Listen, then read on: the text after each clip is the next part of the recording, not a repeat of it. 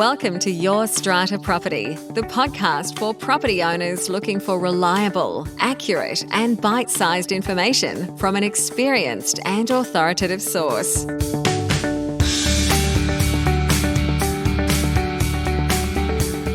Hello and welcome to this week's podcast episode. I am your host, Amanda Farmer, and my guest this week is Michael Teys. Michael is a corporate advisor, a researcher, and a training presenter who works with property professionals, institutional property owners, and property managers, navigating complex issues relating to strata-titled property. Michael works with City Futures Research Centre at the University of New South Wales, having been awarded an Australian Research Council scholarship. His current research areas are strata decision-making, building defects, and non-conforming building products, as well as urban renewal of mixed-use developments. Now, this chat is an edited version of a live chat Michael and I had over on the Your Strata Property Facebook page. Michael was my special guest for my Friday Live segment, and this was such a popular chat, an interesting chat, an important chat that I have decided to bring a version of it here to you on the podcast. You can catch the full version as it went out live over on our Facebook page. There is a link for you in the show notes. Michael shares with us proposed new laws for New South Wales that were released for consultation earlier this month. The aim of the law? To hold New South Wales owners' corporations to their repair and maintenance duties. And interestingly, perhaps controversially, the man at the centre of these reforms is our Building Commissioner, David Chandler. As we go to air with this episode, there's still time to have your say on the proposed new laws. There's a link for you in the show notes. They're over under the episode at yourstrataproperty.com.au/podcasts. I'll take you over now to my chat with Michael Teys. Hey, Michael. Hi, Amanda. Thanks for having me. Pleasure to have you here with me today. It's lovely to have someone along for the ride as my special guest. It's been a little while since we've had a guest on Friday Live, so I'm thrilled that you are here with me. And I reached out to you this week, Michael, when I read your post, very informed, very to the point post on LinkedIn about this mysterious new legislation that is proposed for New South Wales, and hoping that you can help me out, help our audience out here today to know what that is and understand what its impact is. Sure. It's certainly one of many bills floating around at the moment in reforming building and strata issues. And it's almost a full-time job keeping up with the pace of reform at the moment. But this is a really important one. And my post on LinkedIn received more than the usual share of attention because it really shines a light not only on developers of strata buildings, but also on the owners and the owners' corporations. And I think that's where it's going to really cause a bit of a shake-up, because owners' corporations that have been shirking their responsibilities or spinning their wheels and not getting on with the job are really going to come under some pressure if these laws are passed. So let's talk about that. These owners' corporations, not necessarily in brand new buildings, in older buildings, shirking their responsibility, spinning their wheels. What do you mean when you say that? What's going on in these older buildings? Well, I think what's going on in all buildings, and you and I have seen this for many, many years, is that the pace of fixing a problem in a strata building is always been slow. Now, there's a range of reasons for that. And the latest reason, as one of your viewers mentioned just in the opening, is some complications with the Design Practitioners Act. But if we put that aside and go back over the life of strata since I've been around 35 years, strata organisations have always been slow to act on repair and maintenance issues. Increasingly, they'll ask for more quotes, more opinions, another report. We'll put it off until after Christmas. We'll put it off until after our annual general meeting. You know, there's a myriad of reasons not to do something, particularly if it's a nasty piece of work and it's going to cost a lot of money to do.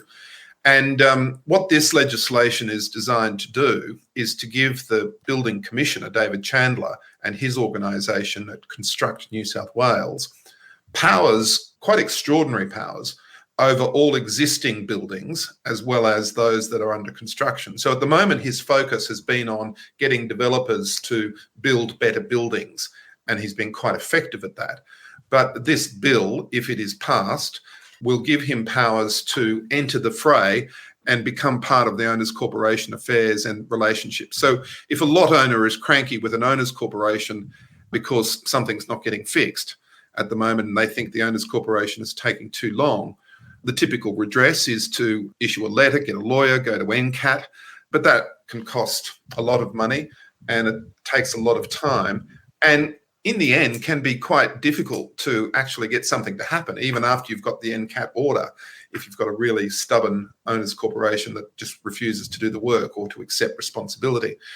Under these laws, the building commissioner can enter any building at any time, inspect, ask questions, demand answers in writing, undertake destructive testing, take samples away, all sorts of things. It's quite incredible. It's the same power that, in fact, he now has over developers to go onto a construction site. But now it turns around and it says, well, we're going to start doing this on existing sites, because it's his view, and the regulatory impact statement supports this, that many owners' corporations are not taking their responsibilities seriously enough and doing repairs and maintenance when it needs to be done. We do have a link to a copy of the bill for anybody here who wants to go and check it out. We'll post that here in the comments. It is lengthy and it does deal with various different types of buildings in different situations. And this is just one aspect that Michael is highlighting here, but it's certainly an important one. You said extraordinary. I've read some other articles talking about these powers being draconian. Surely our owners, our volunteer committee members are in a different position to professional builders, developers who are constructing buildings for commercial gain. There can be any series of reasons why repair and maintenance work is not done quickly or done properly. Perhaps I'm already seeing some comments here on Facebook talking about the lack of available trades. It seems incredibly invasive that the building commissioner would have these powers in a residential building against residents, people who are volunteer committee members. What are your thoughts on that? Well, I have a different perspective, I suppose, and it comes from, I recently turned 60. I'm getting crankier. I've been around a long time and I've seen a lot of people do some pretty terrible things to one another. And I think it's time that we had a very grown-up conversation, and I'm very happy to have it with you, Amanda, as one of the few grown-ups in this space. I think it's time we had a very grown-up conversation about the role of an owner's corporation as a corporate citizen. We have very high expectations of the public sector, the private sector, the not-for-profit sector, and yet we have very low expectations of the strata sector. The strata sector, as we know, is getting larger, and increasingly researchers are starting to say, all around the world, are starting to recognise the impact that these things called owners' corporations or bodies corporate have, not only on their own property, but also on the rest of our built environment and our society. And I'm a little tired of hearing the volunteer thing. Yes, people on committees are volunteers, but that's not relevant. What's relevant is that they are property owners and they have property ownership responsibilities. So when something is broken, it's their responsibility to fix it. And the court's been very clear about that, and it means fix it and fix it now. Not when it suits you, but fix it now. And that necessarily comes from being part of a collective entity. When you buy into an apartment, whether you knew it or not, you are necessarily surrendering some of that freedom to act individually that you have if you live in a detached house or a farm. So people have bought into these things, and whether they know it or not, they are in a dualistic situation where they have control of their own property, but they have a responsibility to the collective as well. And if you just scroll through, I made a list of the significant world events that are impacting on buildings. It's almost each year now, but you start in 2014 with the La Crosse fire in Melbourne, where $12.5 million worth of property damage was done. 2017, Grenfell cladding, 72 people died. the Opal Tower evacuation, $42 million worth of damage there. The Mascot Tower building likely now to be demolished. And then the Champlain Towers in Florida, where 98 people have died.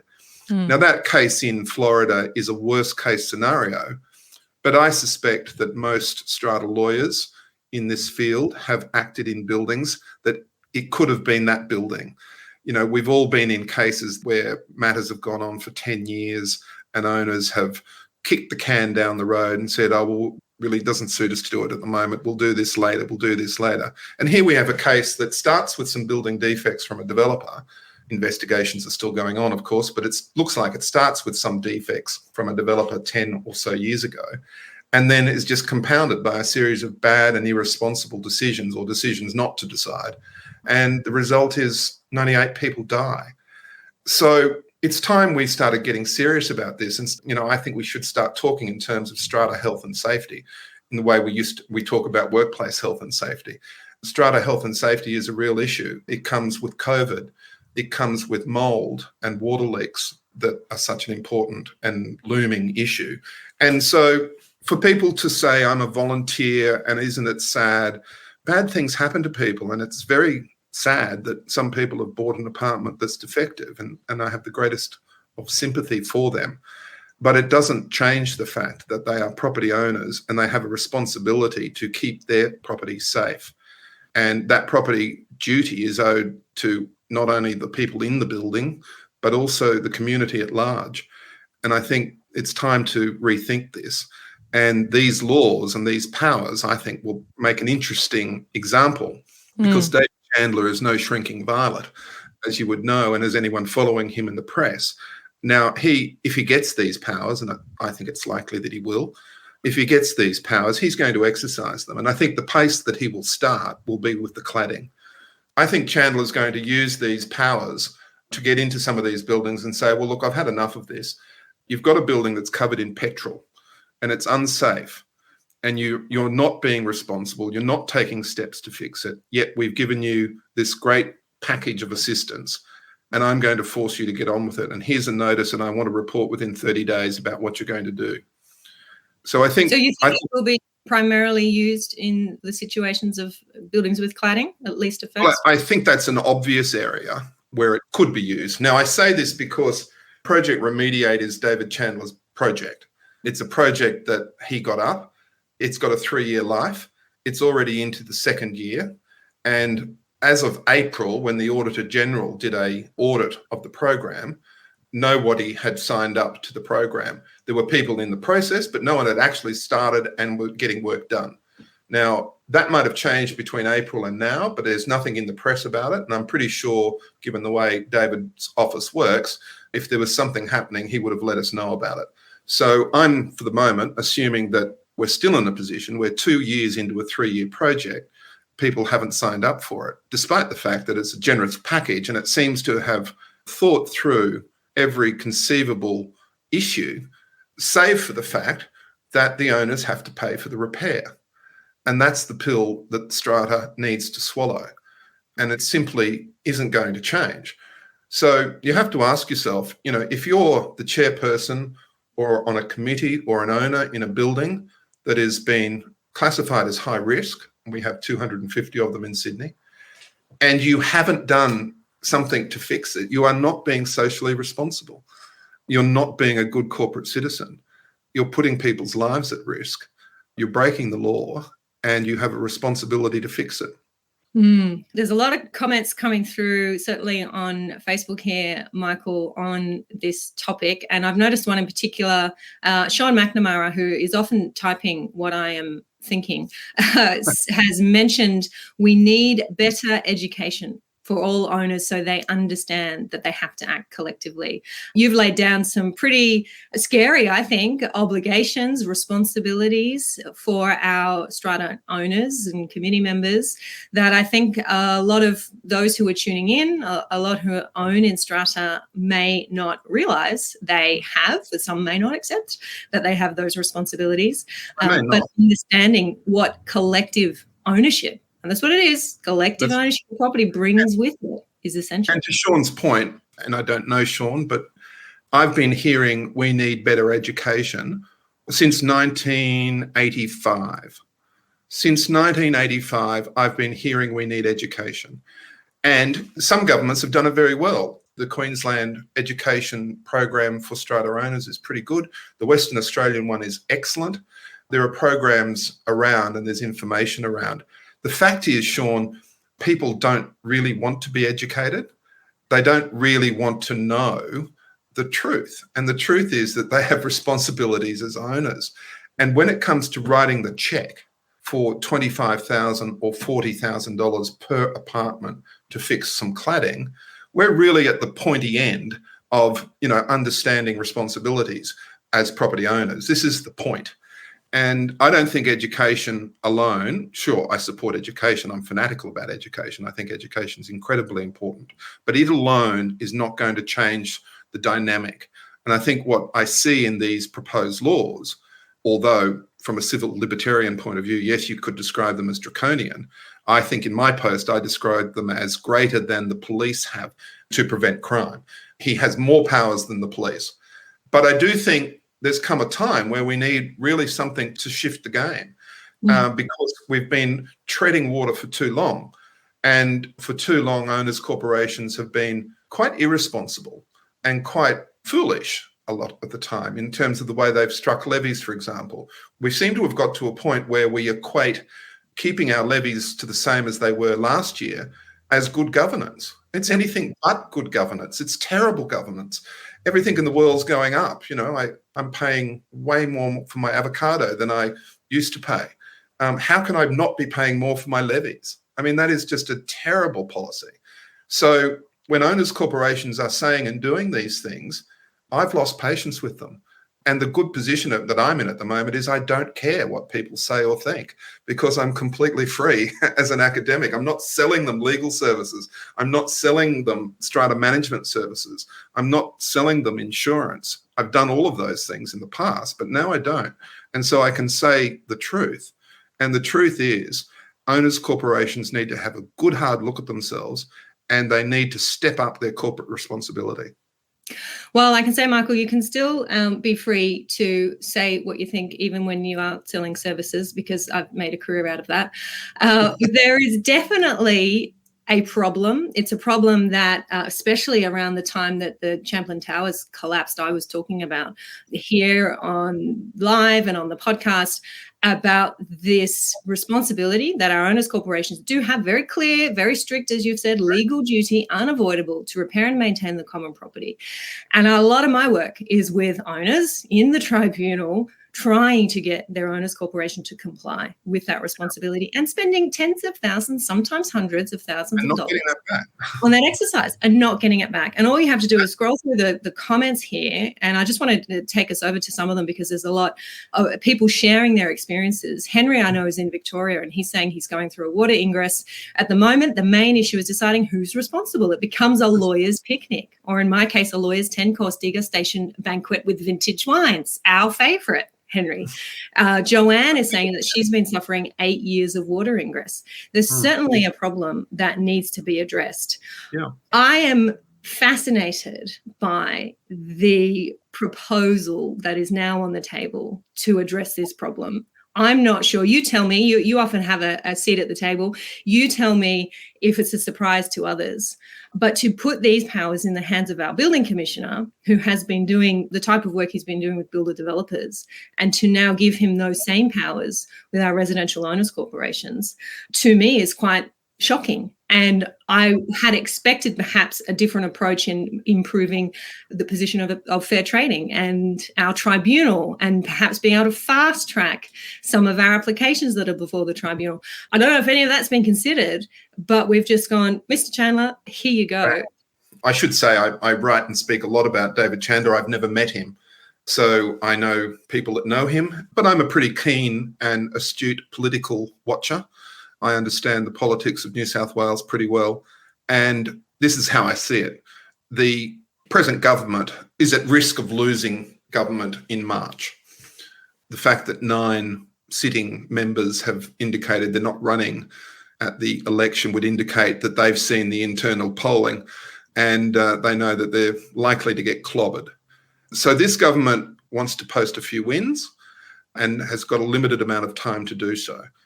David Chandler, I would have thought, wants these powers so that he can continue with his work. And it's a very personal campaign and crusade that he's on. And you only have to watch his social media accounts to know how personal he is invested in righting the wrongs of the last 30 years in terms of the atrocious buildings that have been built. He's going to put a lot of pressure on the government to get this through before March. It's a pretty short consultation time, November, so it could still go through before Parliament rises for the election. And then the question is, if the government does change, what happens then? But I think it more likely than not that these laws will get passed. Other bills that he has put out or been responsible for that have gone out, they've been tweaked, but they've gone through. And this has been put in the form of a fully drafted bill. The regulatory impact statement's been written. All the ducks are lined up. And now it's just a matter of getting it through the House. I don't know what the opposition's position is. I don't know what the crossbench's position is on it yet. But I think it's more likely than not that the politics are... He's holding the political capital at the moment because of the way in which he was treated by the former minister that was then sacked.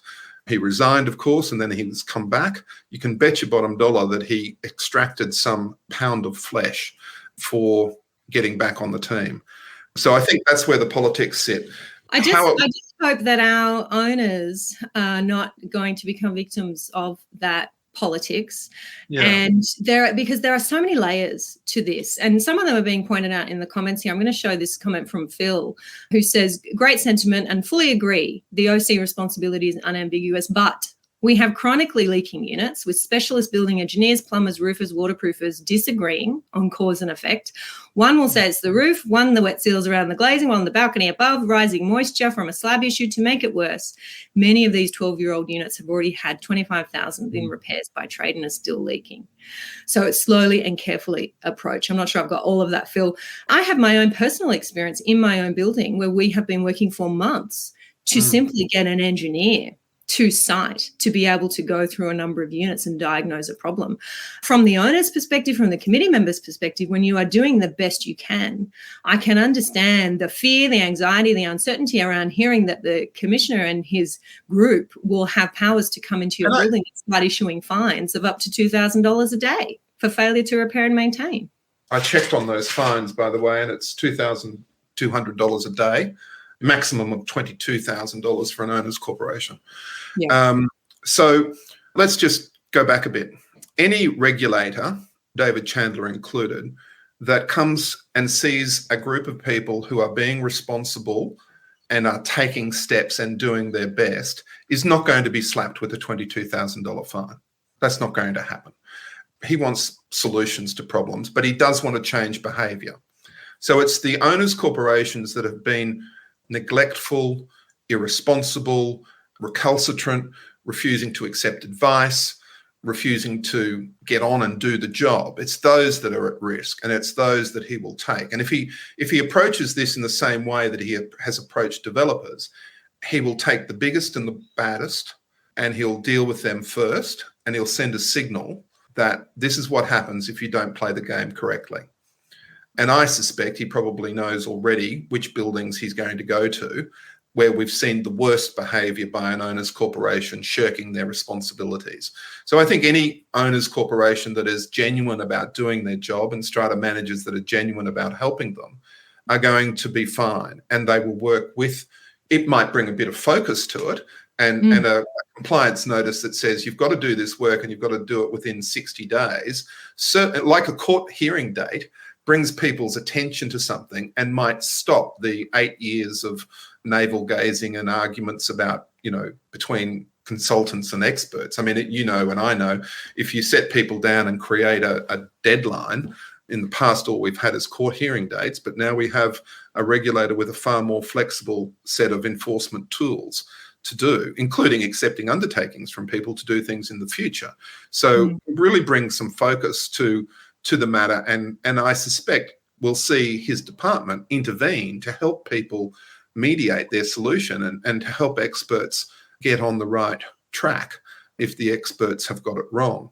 one of the things that needs attention by the strata community, and I hold myself in that category, is we need to get better at reading strata plans so that some of the time and arguments that we have about whose responsibility it is to fix these things evaporates.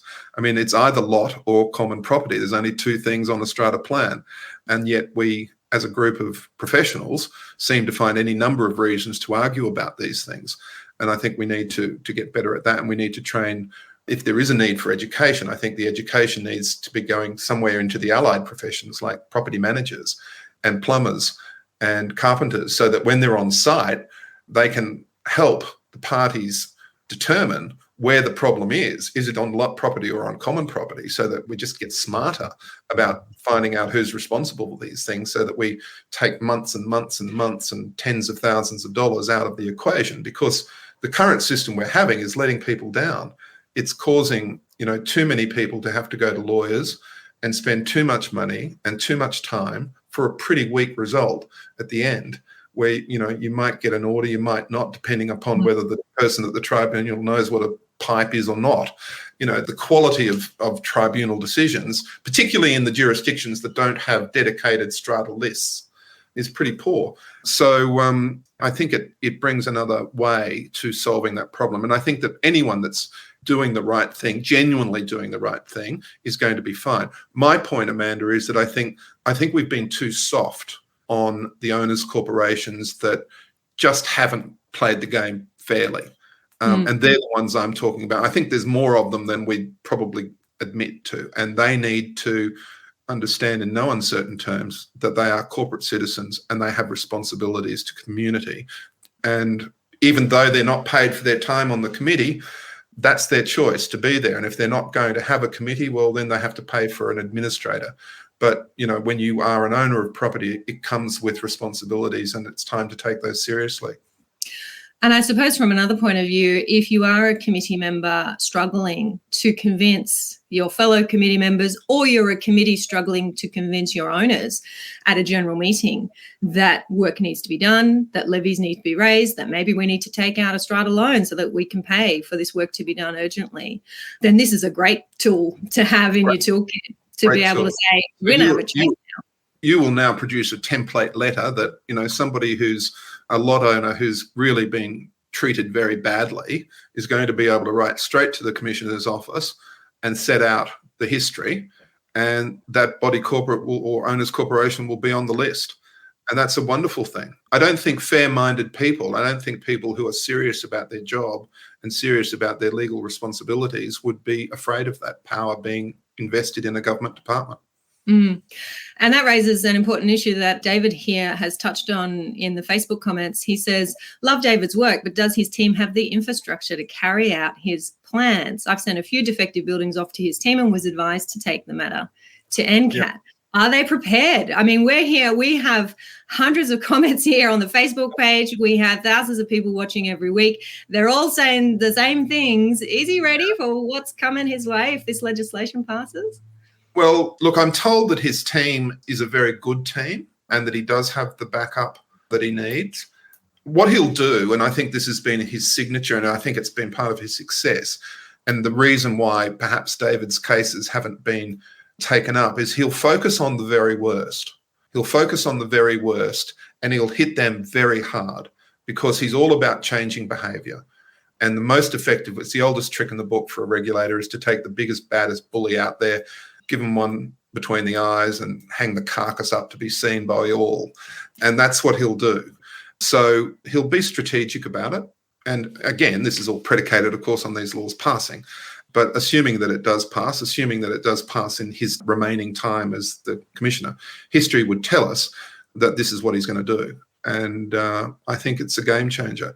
I'm excited for it. I think it's the jolt that we all need to change our way we think about these collective enterprises. And if I could say something about Strata Managers while you've got me here, Amanda, and I know you'll have a lot of them online. I feel for Strata Managers because they're often punished. They're the meat in the sandwich. They get a poor decision from the committee or a poor decision from a general meeting not to do something or not to take advice or to get on and do work.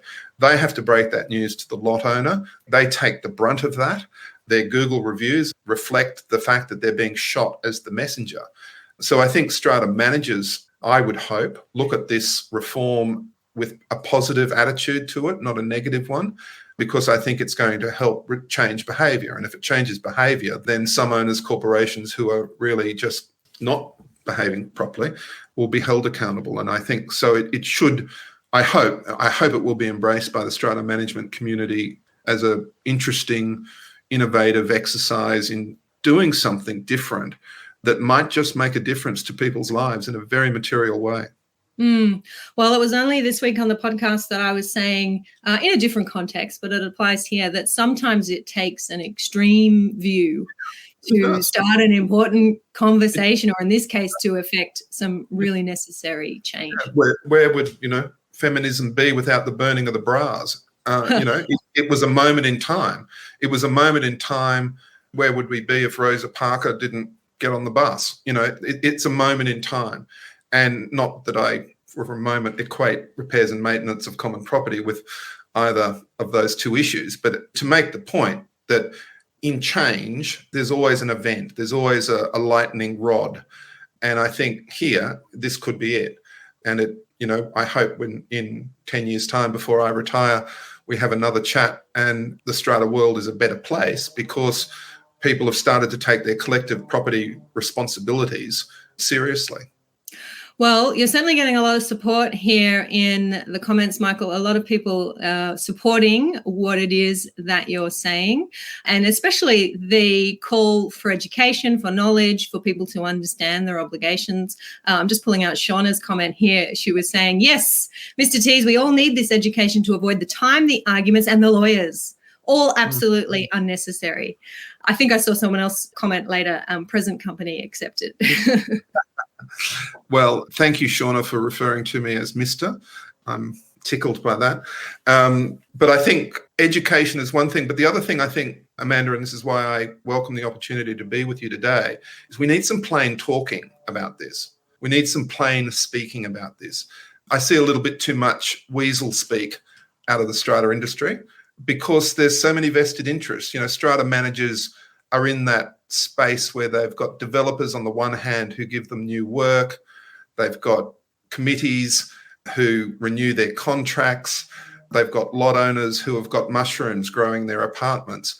It's a difficult, complex, conflicted position they're in. And I say that without disrespect. It's just the fact.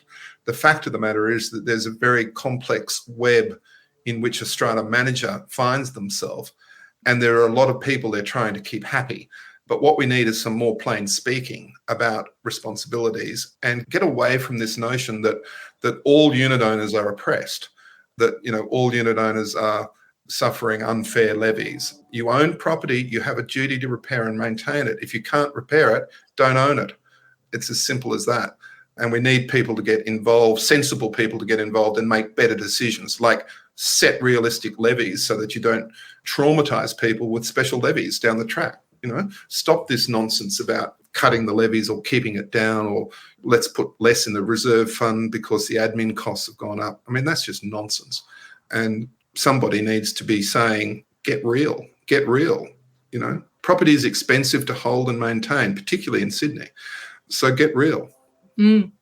Eileen has posted here, estate agents need to get on board. It's a good point, Eileen. I was talking to Michael just off air about the work that I'm doing with conveyancers and helping conveyancers to better understand strata and community title so that once a purchaser has come to them saying, here's the contract, this is what I want to buy, then they're able to get some education at that level. Estate agents, I assume you mean selling agents who are actually showing these properties for sale. That's an interesting concept. I have in the past approached a couple of sales agencies with a proposal to educate in the strata space, and at that stage they weren't all that excited about receiving that education. So yeah, well, I did a training program in Queensland a couple of weeks ago for some real estate agents, and it was the first time I'd done it. I haven't trained real estate agents for 20 years, so it was interesting to go back into that space.